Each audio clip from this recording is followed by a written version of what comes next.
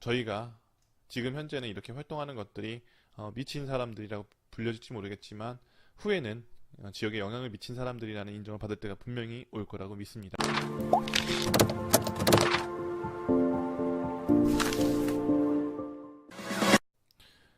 안녕하십니까. 도시재생을 읽어주는 오빠, 도시생계의 아이돌 스티븐입니다. 뿅. 네, 도시생을 읽어주는 오빠, 오늘도 어김없이 찾아왔습니다.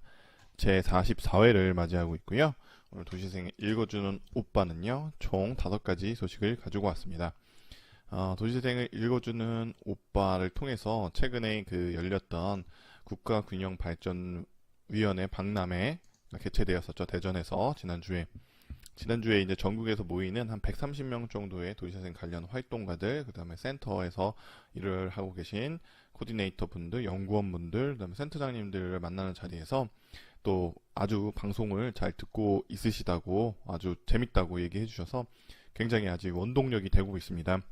아직은 뭐 엄청난 분들이 많이 보고 있진 않지만 이렇게 꾸준함을 통해서 한 분 한 분 단골을 만드는 것처럼 단골 청취자, 열혈 청취자들을 만들어서 뭐 어떤 걸 한다기보다는 실질적으로 이 방송 자체가 도시재생에 대한 여러 가지 소식들을 좀 누구나 편하게 전달받을 수 있는 매체로 성장할 수 있도록 하겠습니다. 도시재생을 읽어주는 오빠, 첫 번째 소식은요, 인천시의회 소식입니다. 인천시의회에서요, 지난번에 한번 소개해드린 적이 있는데 도시재생 뉴딜 정책 연구 모임 활동을 드디어 시작을 했다고 합니다. 인천시의회는 도시재생 뉴딜 정책 연구 모임을 구성하고 본격적인 연구 활동을 시작했다고 9일에 밝혔네요. 도시재생 뉴딜 정책 연구 모임은 원도심과 경제자유구역 및 신도시의 균형적 발전, 다른 도시와의 차별화된 인천형 도시재생과 도시개발 전략을 실행하기 위해 구성된 연구 모임이라고 합니다. 연구 모임은 이달부터 오는 11월까지 운영되며 포럼, 토론회 등 다양한 연구 활동을 걸쳐 조례, 재개정 등 성과를 만들어내갈 계획이라고 하네요. 조강희 시의원님은요, 도시재생 뉴딜 정책 연구뿐만 아니라 포럼, 토론회 개최를 통해서 각계의 전문가, 시민들의 의견 수렴으로 공항, 항만, 섬을 연결하는 특색 있는 인천의 지속 가능한 정책 방향을 제시하는 계기가 되기 바란다라고 말씀하셨습니다. 최근에 인천은 굉장히 많은 지역의 어떤 자원을 활용하는 것뿐만 아니라 지역이 발전하기 위해서 다른 지역을 넘어서는 전문가들을 초청해서 시가 발전할 수 있도록 노력하는 이런 움직임들이 굉장히 표면적으로 드러날 정도로 굉장히 많이 활성화되어 있는 것 같습니다. 특히나 이렇게 시의회에서 도시재생에 대해서 실질적으로 연구를 통해서 본인들이 이런 지식들을 습득해서 어떤 것들이 주민들에게 필요하고 도시재생 사업에 대한 전반적인 이해를 기본적으로 하고 계시기 때문에 담당자분들도 뭔가를 설명하거나 정책을 실행할 때 굉장히 속도를 내는 것 같아요.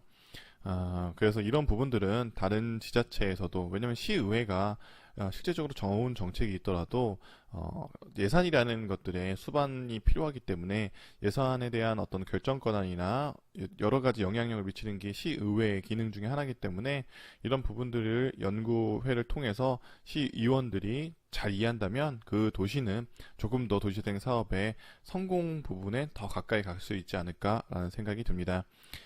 최근에는 실질적으로 이런 센터의 역할이 굉장히 중요해지고 관련된 정책을 결정하는 분들의 영향력이 많이 커지는 상태예요. 그럼에도 불구하고 센터가 우후죽순 많이 이제 필요한 상태이기 때문에 거기에는 실질적으로 전문가들도 있지만 전문성이 떨어지는 어떤 사람들이 오는 경우도 빈번하게 발생하고 있습니다. 그걸 통해서 실질적으로 피해를 보는 것은 주민들이죠. 그래서 주민들 위해서 군림하려고 하는 부분들도 좀 있어서 그런 부분들이 좀 수정돼야 되고, 사무국장이라는 체제는 어떤 사무국에 대한 여러 가지 결정 권한을 갖는 자리이기 때문에 그런 자리에는 특히나 좀 더 신경 써서 경력이 있거나 경험이 있거나 아니면은 실력이 있는 분들이 와주시면 더욱더 도움이 되겠다.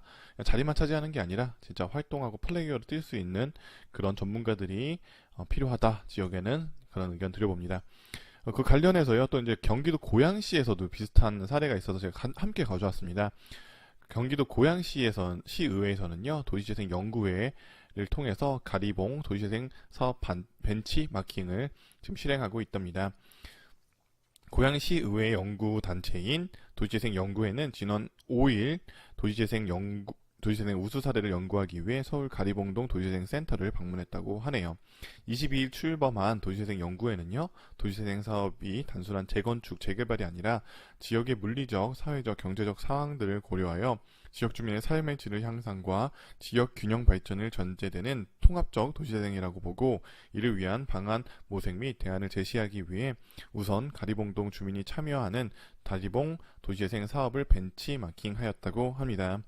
이 자리에 참석한 의원들은요, 도시재생센터 배웅규 총괄 코디네이터로부터 가리봉 도시재생 사업의 진행 과정에 대한 브리핑을 청취하고, 이어 도시재생 현장으로 자리를 옮겨 불량 도로 및 노후주택, 벌집 리모델링 현장, 급경사지 및 가리봉 조망, 가리봉 시장, 가리봉 앵커시설, A동 등을 탐방하고 고양시 도시재생 사업에 접목할 수 있는 방안에 대해서 논의하였다고 합니다.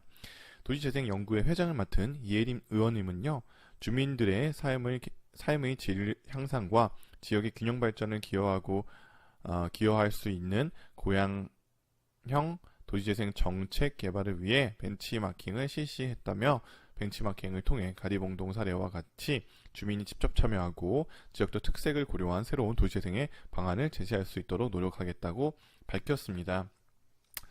고양시나 이렇게 인천시의회, 고양시의회도 이런 노력을 해주심으로써 사실 실제 담당자들도 굉장히 힘이 날 것 같아요.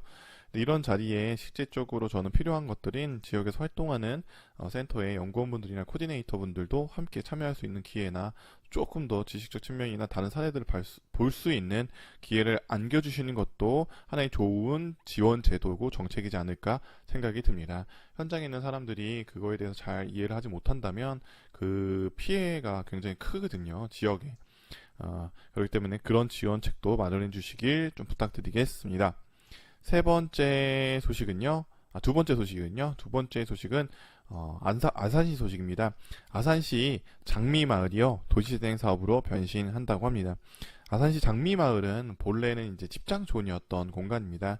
그 온양온천역 바로 앞에서 그 온양온천 호텔 뒤편에 이제 위치한 이 섹션인데요. 지금 현재 그 공간은 보면 이제 온천천이라는 것들을 정비를 했어요. 몇 년 전에.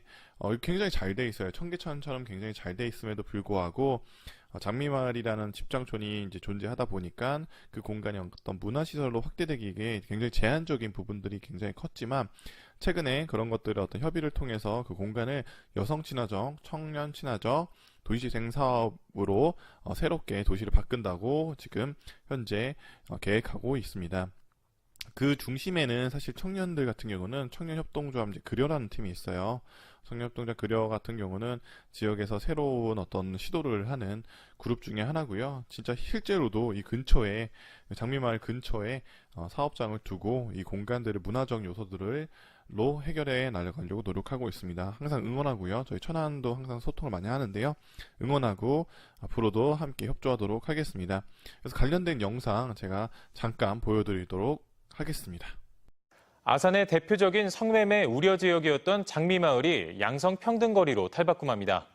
국토교통부의 도시재생 뉴딜 사업에 선정돼 장미마을 일원의 온양 원도심이 내년부터 여성과 청년 중심 공간으로의 대변신이 시작됩니다. 연규양 기자로 탈바꿈합니다. 도시재생 사업을 통해 온양 원도심의 낡고 쇠퇴한 모습과 장미마을의 어둡고 그늘진 이미지를 씻어내고 여성과 청년들이 마음껏 활동할 수 있는 활기 넘치는 거리로 만들어 나갈 계획입니다. 네, 그래서 전체 영상은요, 그 TJB 대전방송, SBS의 대전방송 사례인데요.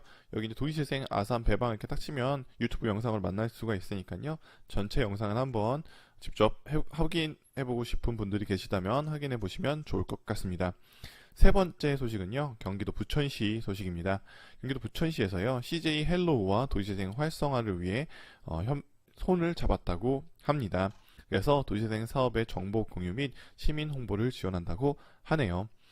시청 만남시에서 열린 이날 협약식에는 장덕천 부천시장, 그다음에 조경준 CJ 헬로우 부천 김포방송 대표, 이학주 부천산업진흥재단 대표가 함께 참석했다고 하네요. 이번 협약을 통해 새 기관은 부산시의 도시재생 사업 정보를 공유하고 시민 홍보를 지원하는 등 성공적인 도시재생 사업의 추진을 위해 노력하고 협력하겠다라고 했습니다.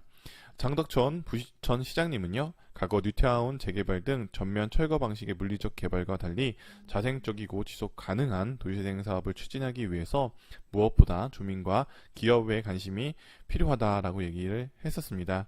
특히나 CJ 헬로 부천 김포 방송과 협약을 통해서 주민 홍보 채널을 확보하게 돼 기대가 크다라고 하네요. 제가 지난번에 한번 말씀드린 적이 있는데, 백종원의 골목길, 골목상권이라는 프로그램은, 그런 골목상권에 대한 전문가와 홍보의 능력이 있는 SBS가 결합이 되면서 굉장히 많은 큰 영향력을 이 도시재생 사업에도 미치고 있는 것들이 사실이죠. 실제로 지역에서는 왜 이런 도시재생 사업에 대해서 참여하지 않고 잘 모르고 계세요라는 질문을 이렇게 던졌을 때요, 아무도 안 알려주기 때문에 그래요. 이 사업이 진행되고 있고 어떤 사업인지도 잘 몰라요 라고 하는 경우들이 있는 이유는 이런 홍보의 부족분이 있다라고 생각이 듭니다. 그래서 이제 이런 지역에 영향력 있는 매체들이 실제적으로 관심을 가져주시는 필요성이 있다고 생각이 들고요. 또한 저희 충남에는 굿모닝 충청이라는 또 신문사가 있어요.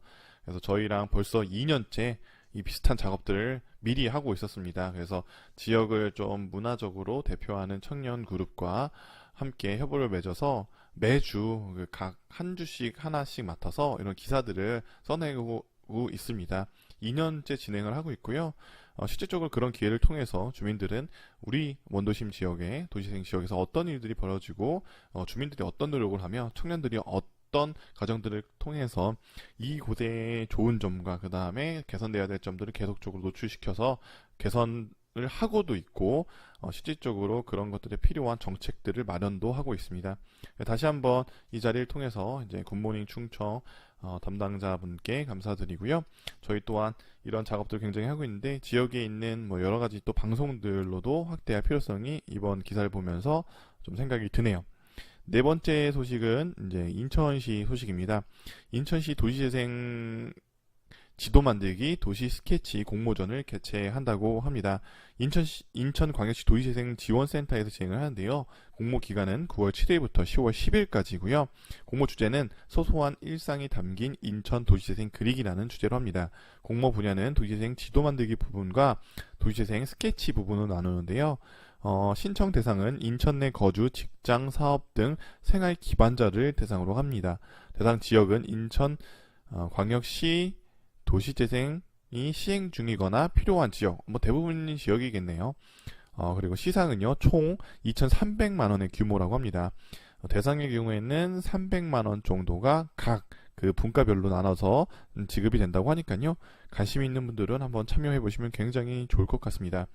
전찬기 센터장님께서는요, 공모전은 도시재생 사업을 시민들에게 직접 발굴하는 과정을 통해 마을의 애착심 및 도시재생에 대한 관심과 참여도를 높이고 생산된 참신한 아이디어를 실제 도시재생 사업에 접목하는 계기가 될 것이라고 말했습니다. 참가 신청서는요, 인천도시공사 홈페이지에서 확인할 수 있다라고 합니다.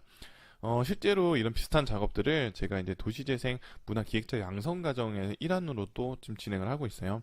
지역의 여러 것들을 이제 발굴해내는 것들, 그 다음에 그것들을 어떻게 실제로 정책화시키거나 상품화시키는 작업들을 이렇게 교육시키는 문화기획자 양성 과정도 함께 진행을 하고 있다라는 점 여러분들께 함께 공유해드립니다.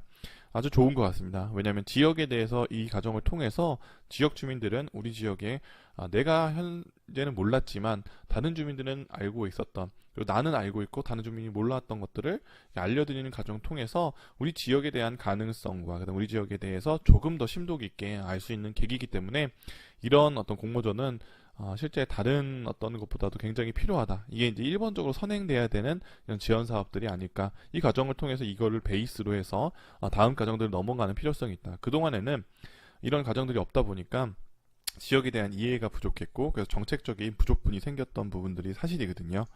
네, 그다음에 마지막 소식은 이제 부산시 소식입니다.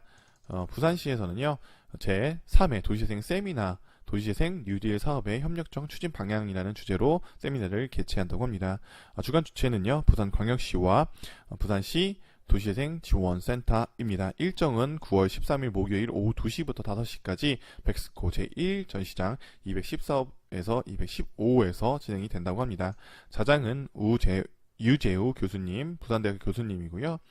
참석자로는 이상진 동아대학교 교수님, 이석환 경성대학교 교수님, 김성아 동래구청 도시재생과 과장님, 지영아 나우 컨설턴트 대표, 이상준 LH 도시재생 지원기구 수석 연구원님, 김민정 부산 도시공사 차장 이렇게 함께 진행이 된다고 합니다. 주차권은 제공되지 않는다고 하니까요. 직접 대중교통을 이용하시는 걸 권장하고 있습니다. 그 다음에 주제 강의도 하는데요. 2018 도시재생 뉴딜 사업의 동향과 주요 사례를 이상준 수석연구원님께서 발제를 하시고요. 2018 도시재생 뉴딜 사업 부산시 성전 사례 2개소에 대해서 각각 동래구, 금정구 사례들을 이제 강의 주제로 발표를 한다고 합니다. 부산시 도시재생에 관심이 있는 누구나 참여 가능하다고 하시니까요. 문의는 부산시 도시재생 지원센터로 해주시면 될 것 같습니다. 오늘 도시재생을 읽어주는 오빠 정책에 대한 이야기들, 특히나 이제 마지막으로 강조하고 싶은 것들은 도시재생 지원센터는요, 공공기관이라기보다는 지원하는 센터, 중간 지원 조직입니다.